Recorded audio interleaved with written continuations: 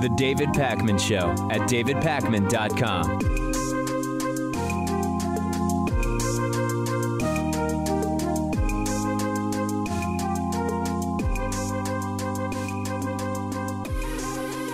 Breaking news to start with today.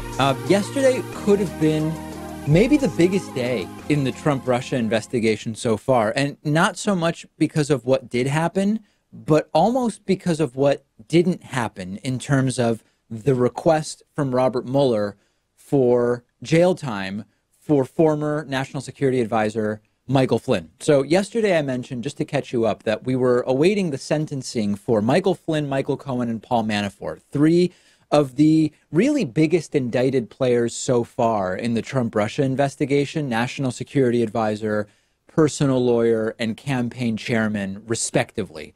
Robert Mueller is recommending little to no jail time for Michael Flynn because he has been so extraordinarily useful to the investigation. And we learned from the court filings around sentencing yesterday that Michael Flynn did 19 interviews with Robert Mueller's team, gave them documents, gave them communications. He may even have been responsible for convincing other people to cooperate with the investigation. And the memo from Robert Mueller about Flynn's sentencing is so heavily redacted, as we're showing to our television and video audience, in terms of the details of what Flynn provided, that we don't really know exactly what he provided. You can barely see anything on these pages other than the fact that Flynn has really, really cooperated here. So the maximum possible sentence for Flynn, based on what he pled to, was 5 years in prison. And his agreement with Mueller has led to a sentencing memo from Mueller allowing for, or recommending would be better said, 0 to 6 months prison time. So this can be interpreted a couple of different ways. The interpretation most favorable to Donald Trump would be, listen, this is great news for Trump because Flynn clearly did so little wrong. He committed so little criminality that not much prison time is being recommended. That's not a hugely believable explanation because Mueller agreed to a plea deal where Flynn only had to plead guilty to 1 count of lying to federal agents and agreed to write the sentencing memo recommending 0 to 6 months. Because Flynn cooperated so fully, they wouldn't make such a deal with someone who had nothing to tell, if that makes sense. So then we get to the next interpretation, which is that the National Security Advisor, Michael Flynn, was so useful to Robert Mueller in providing evidence about even bigger fish that he essentially cooperated his way to pleading guilty to 1 count with a recommendation for 0 to 6 months jail time, meaning that what Flynn provided is potentially going to bring down even bigger players in this entire thing. And if you look at the wording of the memo that Robert Mueller wrote, which we're talking about, it references how Michael Flynn had long-term firsthand experience about what took place and who did it and when. That gets us beyond circumstantial evidence and hearsay, which is what the right has been using to defend Donald Trump and his cronies. Flynn specifically knew what was going on. He was a witness to what was going on. So simply understand it in this way. If the National Security Advisor is getting off with no or almost no jail time, what have the people higher on the totem pole done? And I want to remind you of something else along those lines. This is just one of 3 criminal investigations in which Flynn has participated. There are 2 other investigations taking place here. Trump clearly panicked, tweeting about everything other than this over the last 12 to 14 hours. 10 tweets about tariffs and China, not a single tweet about Flynn. And this is also really important, Pat, because we've seen Trump sort of playing coy, trying to influence the testimony of Paul Manafort and of Roger Stone by talking about how good people are strong and they don't talk to Mueller. Pat, Flynn proves that if you just tell the truth and cooperate, you don't need to rely on possible pardons from Trump at some point in the future. Just telling the truth made it so that Michael Flynn doesn't need a pardon from Trump. Yeah, and it sounds like that has worked. It's been a successful flip. And when we talk about, Michael Flynn turning on people who are higher than him on the totem pole, there really aren't that many names there. I mean, Michael Flynn, he gave that big speech at the Republican National Convention. He was a foreign policy advisor, I think, on the campaign trail, and then became Trump's national security advisor, as we all know. Like, who ranks higher than that? Maybe people in Trump's family, like Don Jr. and Kushner, but the president's really the only person I can think of. Yeah, there's not that much between Flynn and Trump. There's only some players there. Meanwhile, Fox News is pretending that this isn't happening. Hannity had like a very brief segment yesterday where he had a Republican on to claim, oh, this is all great news because this sentencing memo doesn't even say anything about collusion with Russia, which may be the most infantile and dumb comment I can imagine about all of this, particularly when that memo is almost completely redacted, but more importantly, because that just means the investigation's still going on and Robert Mueller's not. Robert Mueller has effectively had no leaks. The leaks we've seen have come from other sources. Sometimes they're true and sometimes they're not. Sometimes they've just been made up. So that is arguably the dumbest take on this. But if that's what they want to tell themselves, they're going to find themselves extraordinarily taken aback over the next 4 to 6 months as more indictments and charges come forward. Okay, next in our coverage of the Trump-Russia investigation, I want to talk about Roger Stone. Roger Stone was a close Trump advisor. He was a guest on this program previously. You can check out my interview with Roger Stone in our archives. Roger Stone has announced that he is pleading the fifth in the Trump-Russia probe in the context of the Senate Judiciary Committee. So remember, Donald Trump previously said, not once, not twice, but many times, that you only plead the fifth if you're guilty. Roger Stone is indeed invoking his Fifth Amendment privilege against self-incrimination. He's not going to share documents. He's not going to give testimony to and with the Senate Judiciary Committee based on a letter that his attorney sent to Senator Dianne Feinstein yesterday to catch everybody up so we're all operating with the same information. What is the Fifth Amendment? The Fifth Amendment protects people from being forced to be witnesses against themselves in criminal cases. So when we say someone has pleaded the fifth, we're colloquially saying they're invoking a right not to participate in terms of answering questions, and it's a debate as to whether it applies to providing documents, when the questions you answer or the documents you provide might incriminate you. It's sort of like saying, you don't have to do prosecutors' jobs for them. They need to build the case against you, possibly without your help. And in the letter that Grant Smith, Stone's attorney, wrote to Dianne Feinstein, he said, Mr. Stone respectfully declines to produce any documents and declines the invitation for an interview. So hold on a second. Let's go back to Trump for a moment. What has Donald Trump said about pleading the fifth? I feel like Trump has commented about this before. Oh, well, we have this thing called audio and video recordings. Let's look together at what Donald Trump previously said about people pleading the fifth. Taking the fifth, I think it's disgraceful. Fifth Amendment. Bob. The mob takes the fifth. If you're innocent, why are you taking the Fifth Amendment? Fifth Amendment, horrible. Horrible. He pleaded the fifth, and that was the end. We never heard about him again. This is like Watergate, only it's worse. In a sense, Trump is kind of right. Roger Stone is very mob-like. More or less, Stone is a sort of mob, but it's tougher. It's tough to say it more clearly than that. So to be clear, I have no problem with people invoking their Fifth Amendment right. It's constitutionally given and provided, and it sometimes protects innocent people. It sometimes could conceivably protect guilty people. I don't have a problem with the Fifth Amendment in principle. In this particular case, it's interesting because, number one, it's something that Donald Trump slams people for, and yet here he's been teasing to Roger Stone on Twitter that it's really good for people to simply refuse to cooperate. Number two, the Michael Flynn sentencing memo, which we spoke about at the top of the show, confirms that this investigation is not merely a witch hunt by Mueller looking to trick people into admitting to crimes. Flynn cooperated fully, and Mueller recommended 0 to 6 months in prison. That Stone is refusing to cooperate with Mueller and refusing to cooperate with the Senate Judiciary is an indication that if Roger Stone tells the truth, Pat, that would incriminate him.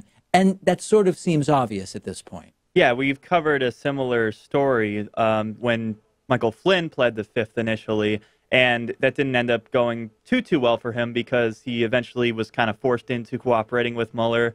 I do think Roger Stone is one of those mob types that Trump points out, one of those people who has guts. Like, I don't foresee him cooperating, even if he is threatened with a maximum prison sentence. I just don't know if that's in his character. Yeah, and to be clear, we're talking here about Roger Stone pleading the Fifth to the Senate Judiciary Committee. There's every indication that Robert Mueller already has enough evidence to indict Roger Stone and potentially send him to prison for a long time. So I'm not advocating for or against the use of the Fifth Amendment. The Fifth, as I said, it can protect people who are guilty. It can protect people who are innocent. It's a tool to make the legal system do its job rather than to force people to do the legal system's job for it. It's the hypocrisy, folks, and I want to hear from you about it. What do you think the sentencing memo for Michael Flynn means? What do you think Stone pleading the Fifth means in the broader scope of this investigation? The show is on Twitter at David Pakman Show. I'm also on Twitter, where Stefan Molyneux has been slamming me for the last 12 hours at dpakman. I'll tell you about that a little bit later on in the show. The David Pakman Show at davidpakman.com.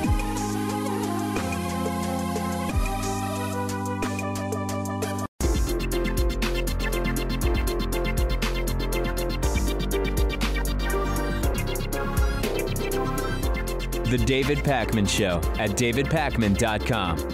Want to say thanks to Steve Louie. Steve Louie is today's new member of the day. This is a program that's mostly funded by viewers, funded by listeners. If you listen to the podcast or watch on YouTube or on Free Speech TV or on one of our radio or television affiliates, and you don't know how the program is funded and you're wondering how it's funded, I can tell you in no uncertain terms, it's funded by you, viewers and listeners, by signing up at www.joinpakman.com or by using Patreon at patreon.com/David Pakman Show. Fund our daily operation. That includes the podcast and the YouTube channel. It includes the distribution of the program to non-commercial radio and television stations who would not be able to pay for the program. We produce it at our cost for them because I think it's an important community media service. So you can subsidize all of that by doing what Steve Louie did, by doing what today's longtime member of the day, William Hill, did and has been doing for almost 5 years. Go to www.joinpakman.com and create a membership. We're talking about pennies a day, and it really goes a long way to supporting our program. Okay, it's time for Hatriot Mail, and I have a new Hatriot Mail introduction to debut for you today. Let's take a listen to this together. This one partially inspired by members of our audience. New intro. Because we don't care about liberal cucks so much that we spend our time writing to them. Hatriot Mail. Written by patriots who hate David Pakman. Because America. And because freedom.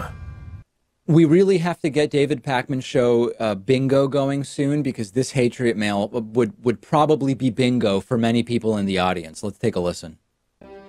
David Pakman is an Argentinian Jewish white male who is so heterosexual. Him and his rosy-cheeked sidekick Pat only went to the movies as friends once, right? Pakman is a soy progressive, faux progressive.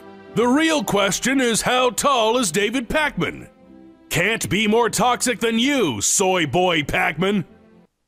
I like that I'm a soy progressive, faux progressive. That is now, it's an amalgamation, basically, of the last 2 years of sort of beta male-inspired insults in this entire soy boy thing. Soy progressive, faux progressive. If only you could get that on a license plate, Pat, that's what my vanity license plate would be. Yeah, and I'm rosy-cheeked Pat. Is that even an insult? Is that some sort of like homophobic slur that he's using there? No, they're just referring to the white balance on your camera and lighting. Don't worry about that. We'll get that taken care of after the show.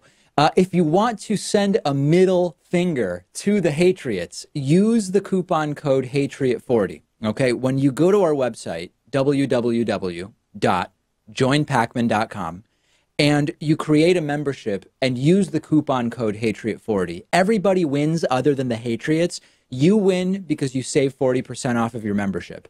The David Pakman Show wins because we grow our revenue sources through viewer support.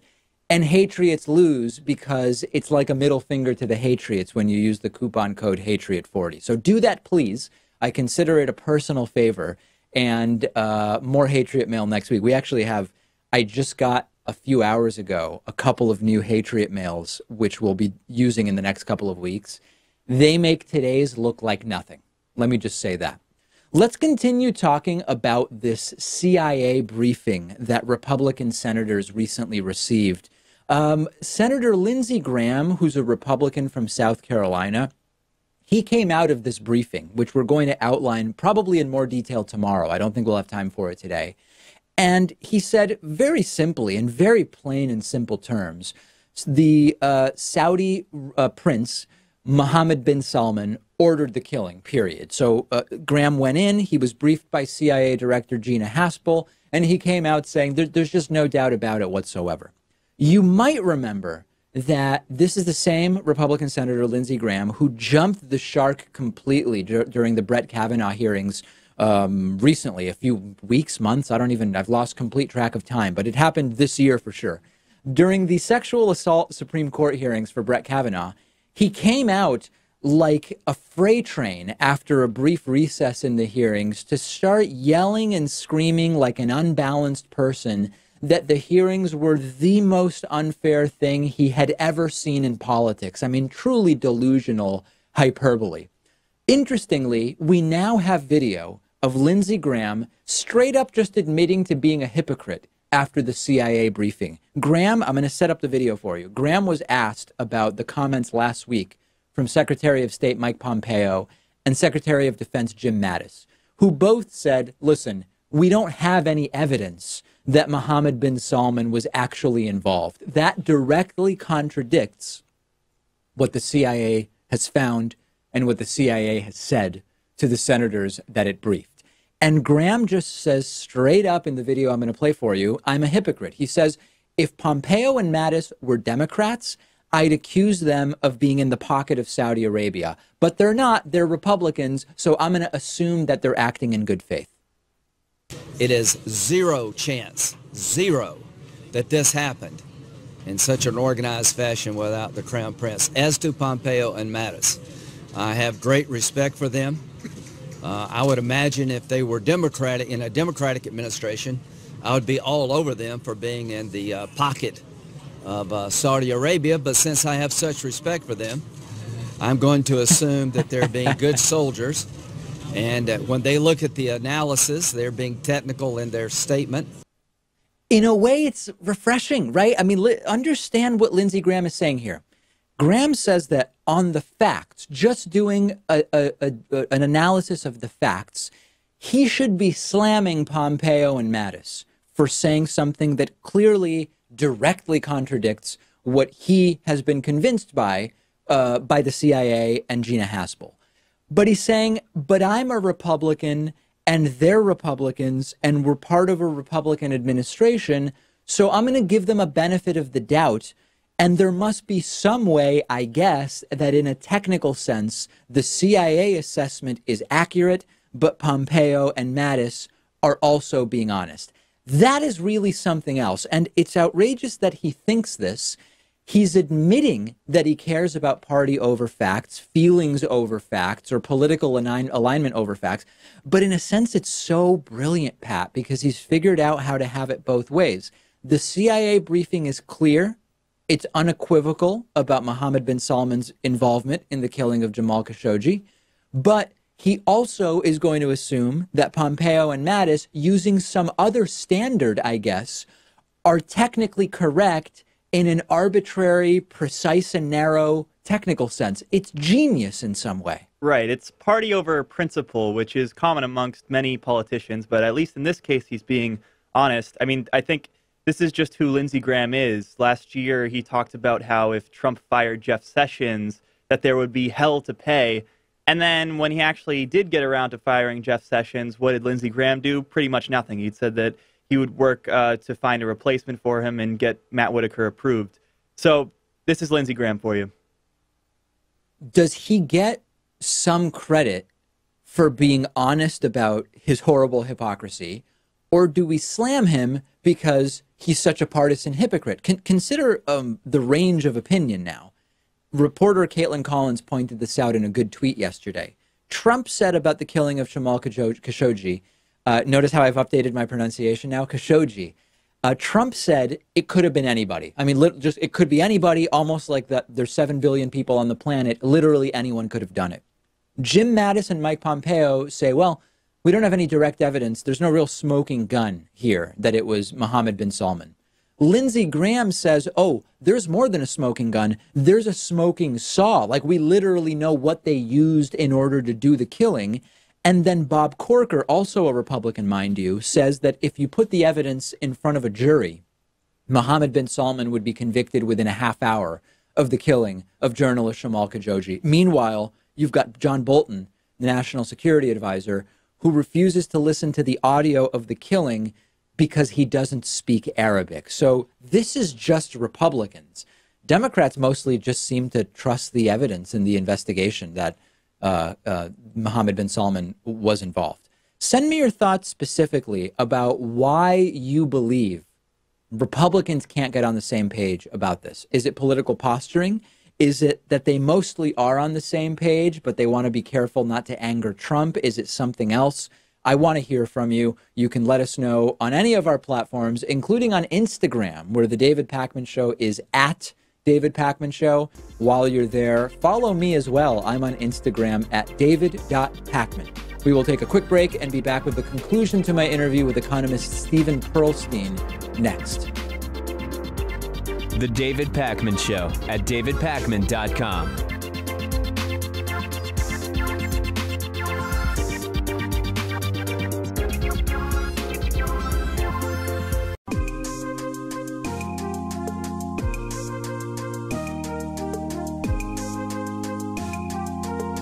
Welcome back to the David Pakman Show.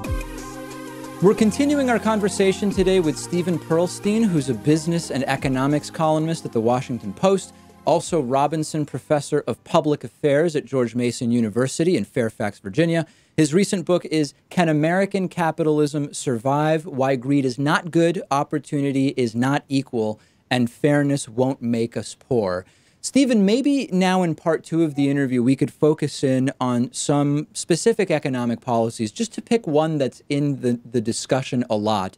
When we think about the minimum wage, we often get what I call kind of bad faith arguments about the minimum wage. Ideas of, well, if more money for people is good, make the minimum wage $200, which of course nobody that I've heard seriously consider the issue has actually suggested.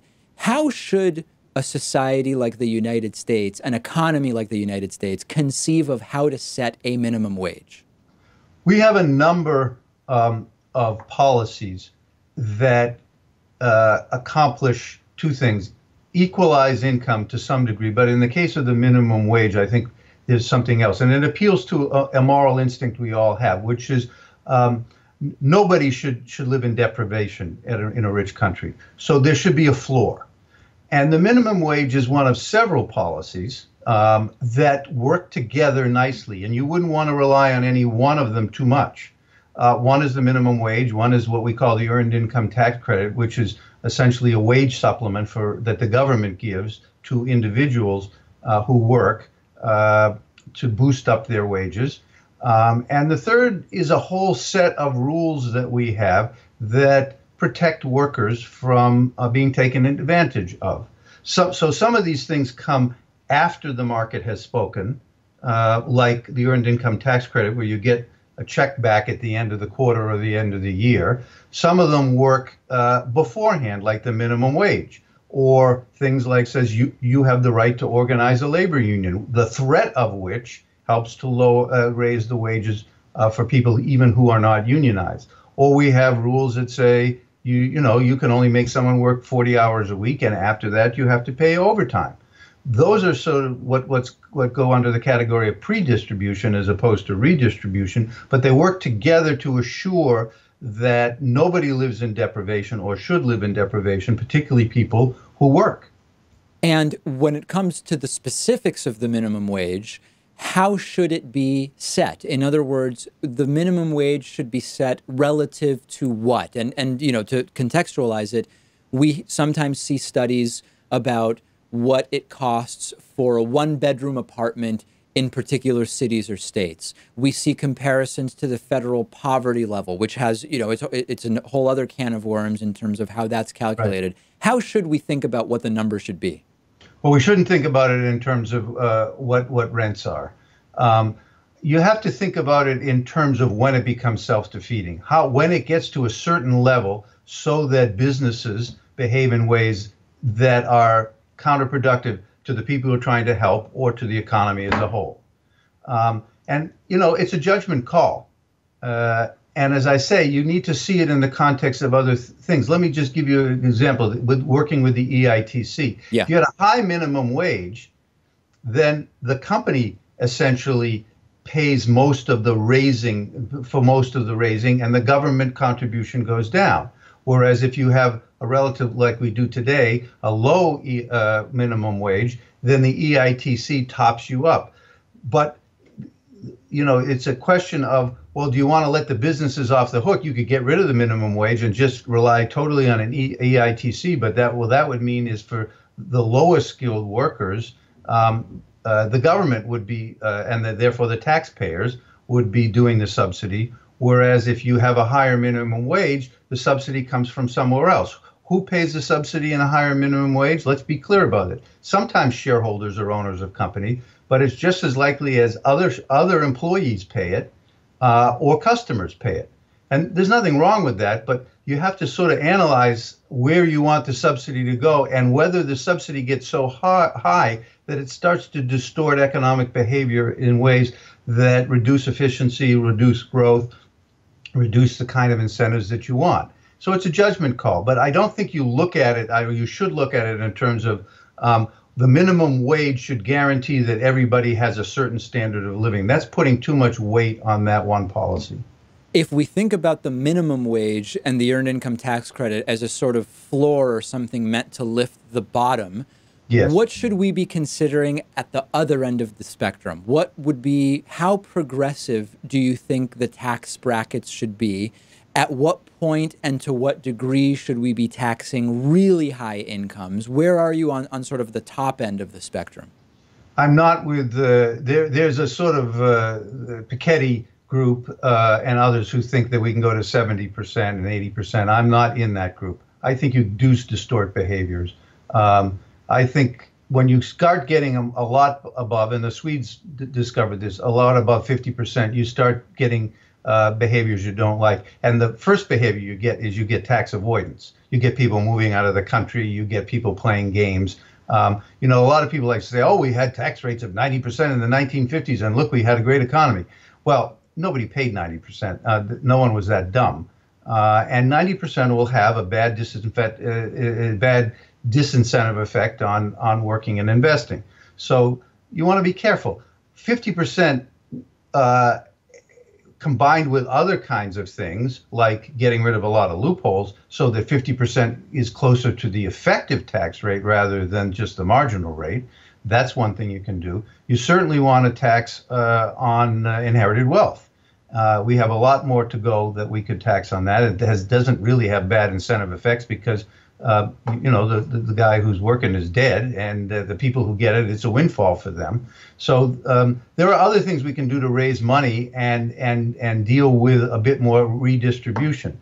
But I want to emphasize here that I'm in the camp that thinks the thing we need to focus on more than redistribution, we do need to do more of that, is pre-distribution. That is changing the rules and the norms so that the distribution of market income is more fair. Yeah, so that's sort of where I was going to go next. I mean, can you talk about what tools exist to sort of raise the bottom and potentially constrain the top a little bit to reduce that inequality in the pre-distributive phase. I mean, here we're talking about earnings. We're talking about some other sort of earlier in the economic process mechanism. What tools exist and which do you like? Well, there's a lot of them, and you know, they all work in different ways. The minimum wage is one, but whether you can organize unions and whether that's a credible threat, that has an effect of distribution. On the distribution of income. Whether you have trade treaties, free trade treaties or not, that affects the distribution of income. Whether you have a financial system that is allowed to grow to be too large and to skim off the top too much of the national wealth, that's affects the distribution. So does antitrust policy. One of the big things that people don't understand these days, and this is different than the inequality of the 80s and the 90s. Today, the inequality, the biggest driver of inequality is from people who have the same skills and do the same job, but one happens to work for Facebook and the other happens to work for, ABC Carpet. And there's a big growing gap between people who have the same skills, the same job experience, the same seniority. So what is that about? Well, that's about antitrust policy that has not been effectively used, so that some businesses and some industries collect rents, which is above average profits, and other business at the expense of other businesses. So those are all things that I think we have to consider in terms of pre-distribution. You mentioned Facebook. We've seen some of these public shame campaigns. Ro Khanna, congressman from California who I've interviewed, participated. Bernie Sanders has participated. Companies like Amazon and Walmart who have been, you could say, shamed, convinced, whatever phrase you want to kind of attach to it, into raising the minimum wage that they would offer to employees. What's your view on that? Because my analysis of the Amazon decision was, this is perfectly good for the individual workers who now get a raise, but it's not actually changing the system, and it's also of pretty significant public relations benefit to Amazon, such that it might even be an economic boon. So I was praising it as the right decision, but at the same time hesitant to say that these shame campaigns are the solution. Well, this is probably maybe a place, David, where you and I are going to disagree. There's lots of policies that I think we should change. I mentioned some of them. Yeah. But for me, the big change between the 1980s and today is that norms of behavior changed. And I can tell you that chief executive officers in the 1950s and 60s had as much power as they do today, but they never would have paid themselves and their immediate colleagues what they pay themselves today. And the reason they wouldn't is because it would have been socially unacceptable. And I actually think changing the norms is more effective than having lots of government rules and regulations which can tend to get corrupted and they get brittle and inflexible. I'd rather there be a norm in the business community, which is when our company does well, our people do well. And that profit sharing comes naturally, and no one would think not to do it, because if you don't do it, you won't get, your customers will leave you, you won't be able to attract and retain good employees, and maybe you won't even be able to attract long-term capital. And I would much rather focus on changing the norms than I would in overdoing the prescription of government rules and regulations. So in other words, it's in a way, you're saying that if we go back to what you said earlier about a lot of times the cost of an increased minimum wage is sort of borne by the CEO and others at the top of the food chain within a company, that if you can convince a company to raise its minimum wage, in effect, that has a sort of limiting influence on the outrageous CEO pay that we're seeing, and you're accomplishing a lot of good things. Yeah, in the case of minimum wage and CEO pay, I wouldn't put those two things in the same paragraph. But your general point that is my general point, that you want to change the norms so that companies feel that it is both in their interest, but also the right thing to do to share success in ways that we used to. and that are beneficial in the way they do in countries like Sweden and in Denmark. So I don't want a rule or a law that says CEOs can't get paid any more than X. Sure. We sort of tried that, and it didn't work so well. I don't begrudge. The truth is, I don't begrudge Bill Gates his billions. I don't begrudge most superstar authors their millions. But when you have a business which is a collective enterprise, in which it's very hard to determine, and the market is not perfect at this, what everyone's contribution is, you want a system where we all do well when the company does well, and we all do a little bit badly when the company does badly. You want the downside as well as the upside. So what I would do, for example, to nudge the world in that direction, is the government to say in its tax code, if you want to deduct the expenses of CEO and executive bonuses or stock options or whatever that are meant to be incentive pay, you can do that, but you can only do it if you have a program where you spend at least as much money providing similar incentives to frontline employees. Then we'll allow you to deduct them. But if you don't want to give that to the frontline employees, then you can't deduct the ones for the executives. So that's a way of using the government and the rules to nudge it in behavior. But also, it's good to do that in the context of a changing social norm, which says, companies that are successful shouldn't treat their employees badly or squeeze them for every last dollar. That's not a good way to behave. And how do we change the norms? Well, you change the norms, first of all, by having conversations like this, but you also change the norms when certain investors say, I'm not going to invest in companies that don't treat their workers well. Or you have customers who say, I'm not going to do business with that. One of the things I found about Amazon was very interesting. Is around that time was happening, a lot of my friends were saying, I would say, go buy my book on Amazon, and say, they say, I don't do business with Amazon anymore. And I said, really, why not? Well, they don't treat their employees well. I was actually surprised by that. So, and guess what? I think that had a lot of effect on Amazon's behavior, as did, by the way, their ability to attract young employees who care a lot about these things. We've been speaking about, at least partially, about some of the topics in the book, Can American Capitalism Survive? Why Greed is Not Good, Opportunity is Not Equal, and Fairness Won't Make Us Poor. We've been speaking with the book's author, Steven Pearlstein. Thanks so much for talking to me today. My pleasure, David. The David Pakman Show at davidpakman.com.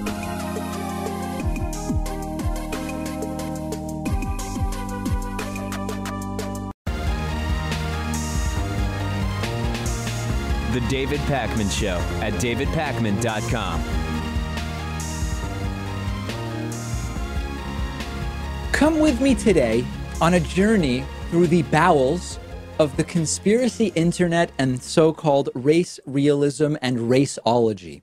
There's a guy that, for your own sake, I hope you've never heard of. I'm going to sort of ruin that now by telling you that there's a guy named Stefan Molyneux. He is a Canadian YouTuber who has been sort of dancing around white nationalism and white supremacy for a while. I'm not going to go through his full slate of views, but he's a men's rights guy. He's a race and IQ type. He has extremely unsound views on the existence of mental illness and climate change. So just to give you like a very general picture of him.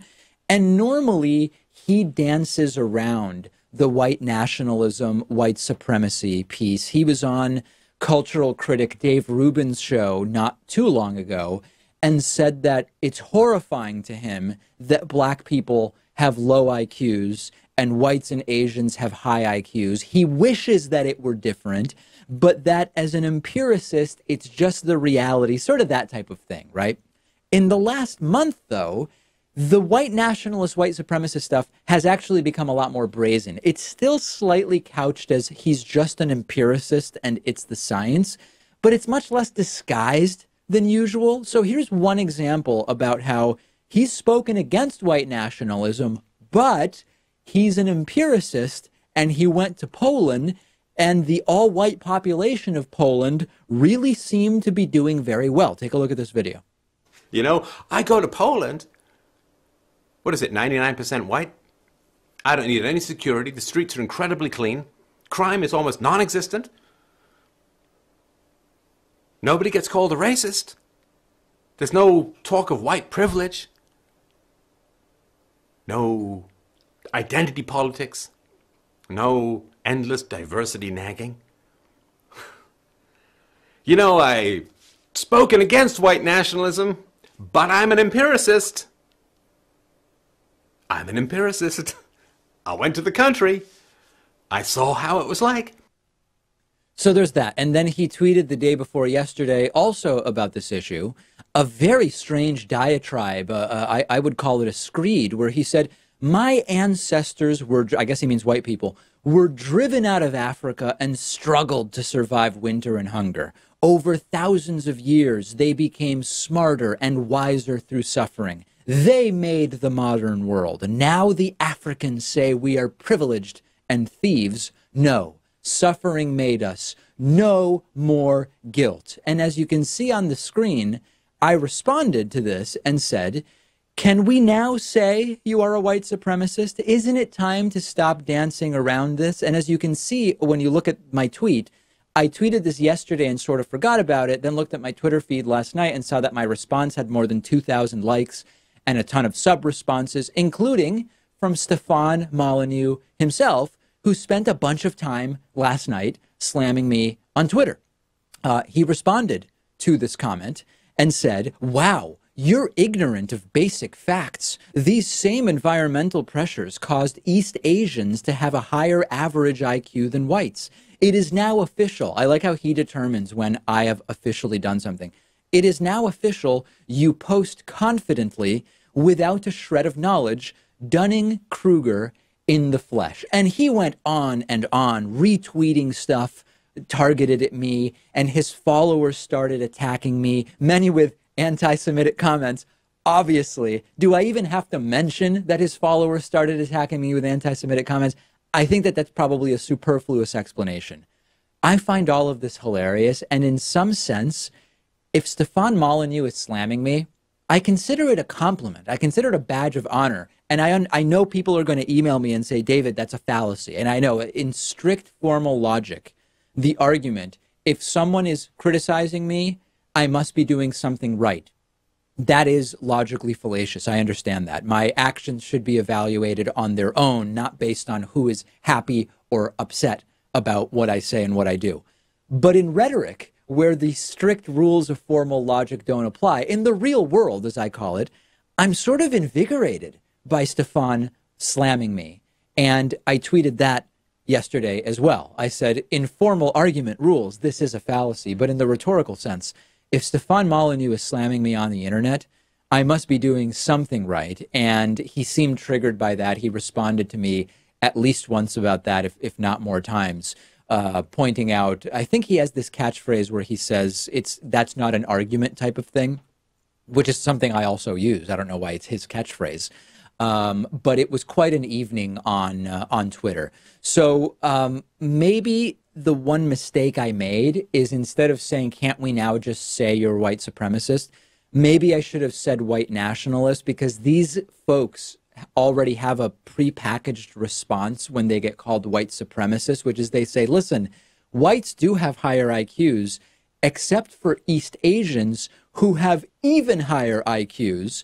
So really, we are East Asian supremacists, and that's not what... Blah, blah, blah, blah. You understand where they go with that. So if I made a mistake, maybe I should have used the term white nationalist, and we'll actually talk about that on tomorrow's show, whether we should describe this milieu as white supremacist or white nationalist, or what other terms maybe should apply. If you don't know Stefan Molyneux, I kind of am jealous of you. I admire you. You are way better off. For the people that do know him, hopefully you found his triggering on Twitter last night as entertaining as I found it, and I'll let you know if there is any follow-up here. I have some of the most entertaining video in a while from, I would say, from the world of politics generally, and that says a lot because it's 2018 and Donald Trump is president of the United States. When they were in Argentina for the G20 summit just a few days ago, Donald Trump and Canadian Prime Minister Justin Trudeau and Mexican President Enrique Peña Nieto signed a new trade agreement during this trip. And the entire thing was just a complete and utter fiasco, which culminated with Donald Trump signing the deal in the wrong place. And what I mean by that is Trump wasn't in the wrong room. He wasn't in the wrong building. He didn't sign it in a country where he didn't have jurisdiction. That's not what I mean. I mean that he literally seemed unsure where on the piece of paper he should sign his name. And the other world leaders around him were visibly confused, as were the aides and other people standing behind them. So let me kind of work up to that because there's a lot here. The first thing that happened, which I just love, is that Canadian Prime Minister Justin Trudeau referred to Trump as Donald during the press conference about this signing, which Donald Trump just hates. And you're going to see Donald Trump visibly displeased by this. And Donald, it's all the more reason why we need to keep working to remove the tariffs on steel and aluminum between our countries. Yeah, so we're already off to a very bad start. But then we really get to the good part. And I know that this is a very visual segment because we have audio podcast and radio listeners. I always consider, is this segment too visual for the people that are just listening?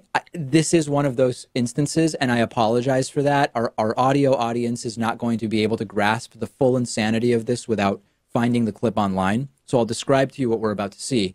Donald Trump starts signing the 3 copies of this deal incorrectly, and everyone else, Trudeau, the Mexican president, the dignitaries standing behind them, everybody looks extremely confused and sort of wondering, like, okay, he doesn't know how to sign it. He doesn't know how to sign his name.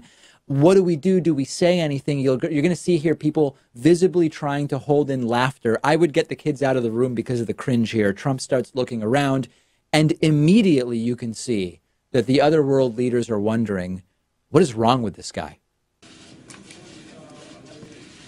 Let's go. Let's go. We're ready. Let's go. Let's go.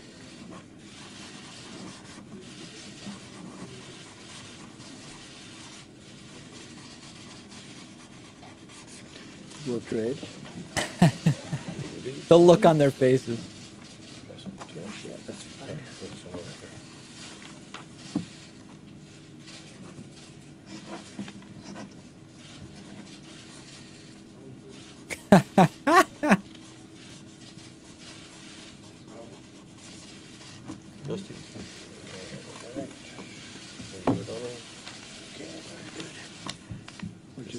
Which is the one that matters.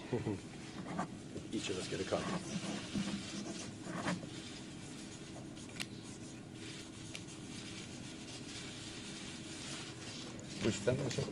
Sounds very good, yes. Excellent. Extraordinarily bizarre. And I'm not going to subject you to too much more of this, but here's a much shorter, focused-in version where you will actually see the key moments of just absolute and total bewilderment from the people standing around Donald Trump.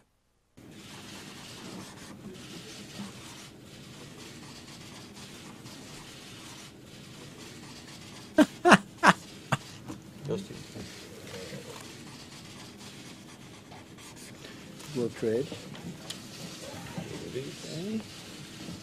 Which is the one that matters. Each of us get a copy.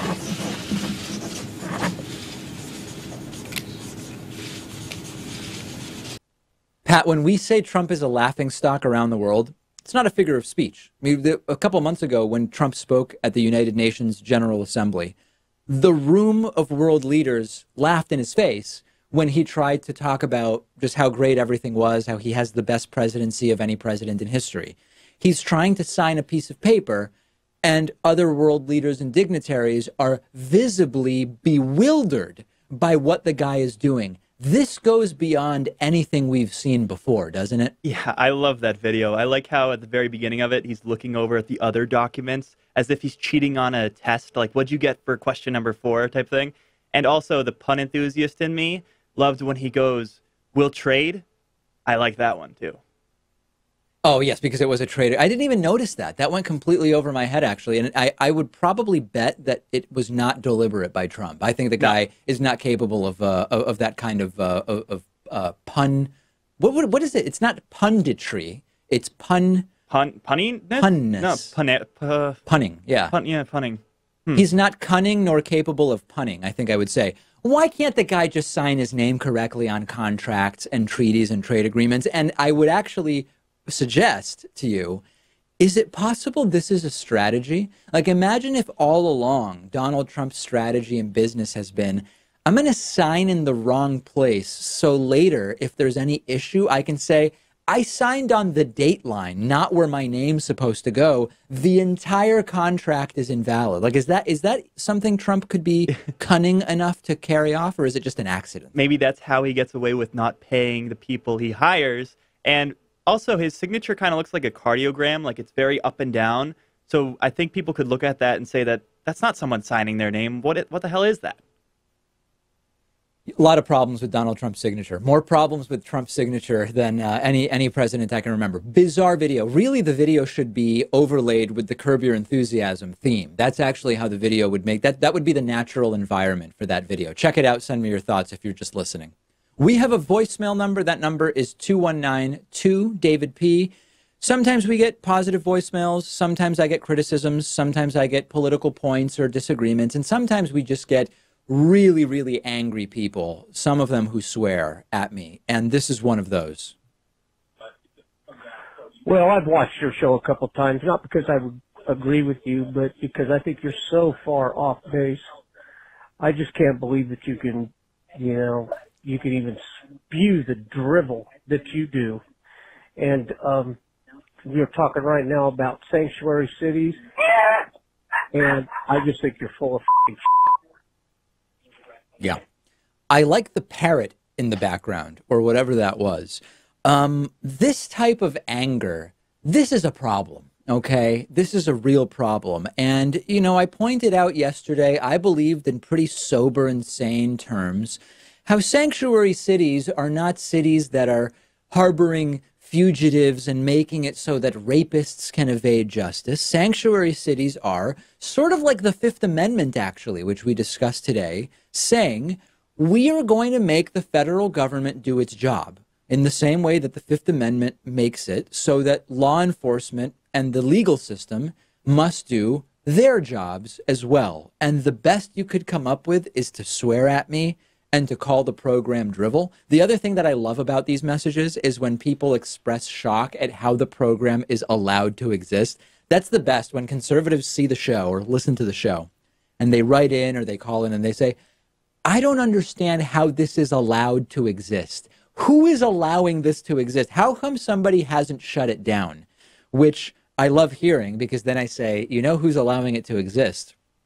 Every single one of the people in our audience who says, I'm going to support this work.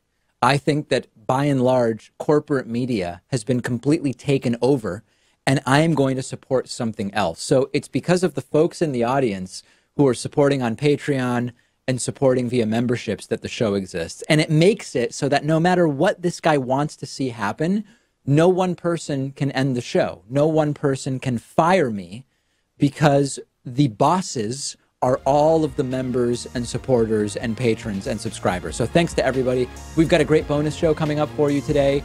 Be a member, be a patron to get instant access, and I'll speak to you then.